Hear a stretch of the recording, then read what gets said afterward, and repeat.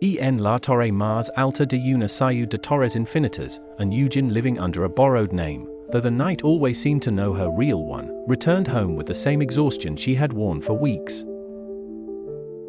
Every corridor smelled of metal and rain. Every face in the lobby looked upward, as if the building itself kept a secret above them. The lift in her block listed the floors with brutal honesty. 6, 8. Nothing in between. Yet the old caretaker, whose hands trembled whenever he spoke of the night shift, had once whispered that at 3:33 in the morning the panel changed. A button appeared where no button should be. 7.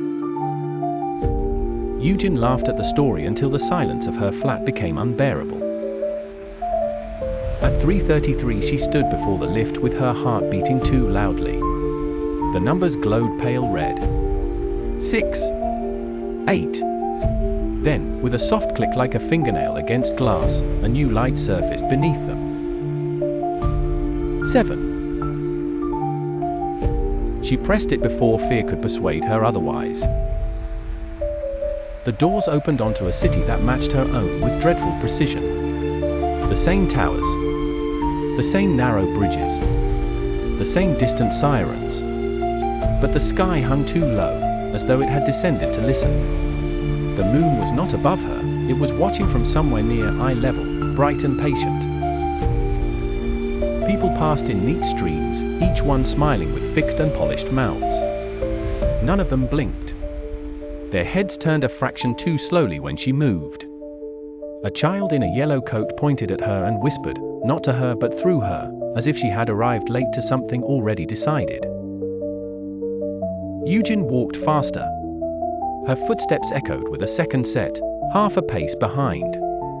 In the window she saw herself reflected again and again, but every reflection was a little more tired, a little less certain of being real. Then the voice began. Ascendio. It seemed to come from the lift behind her, from the moon, from the inside of her own teeth. Sub Mars. She covered her ears, but the words remained, warm and intimate, like a hand on the back of her neck. To Davia Pude's Lega. She found a staircase in the center of a square where no staircase ought to have been. Its steps rose into darkness, each landing numbered with impossible care, as if the building had grown from a dream and forgotten to stop. She climbed because the alternative felt worse. On the 7th landing she discovered a door with her name written on it.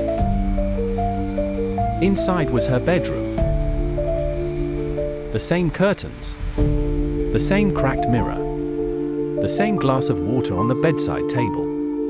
Yet on the bed lay a second Yujin, eyes open, smiling without blinking, as though she had been waiting a very long time for the first one to come home. The voice sharpened, delighted now. Ascendio.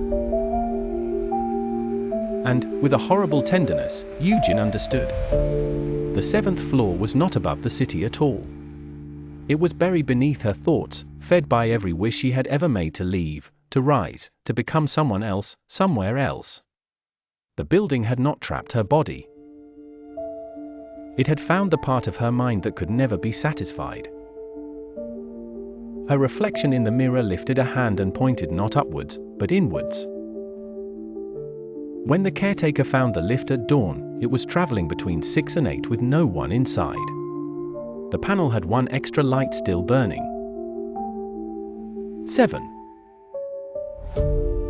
And from somewhere deep in the walls, as if the building were breathing in her voice, a woman kept whispering to herself that if she could just go a little higher, she would finally escape.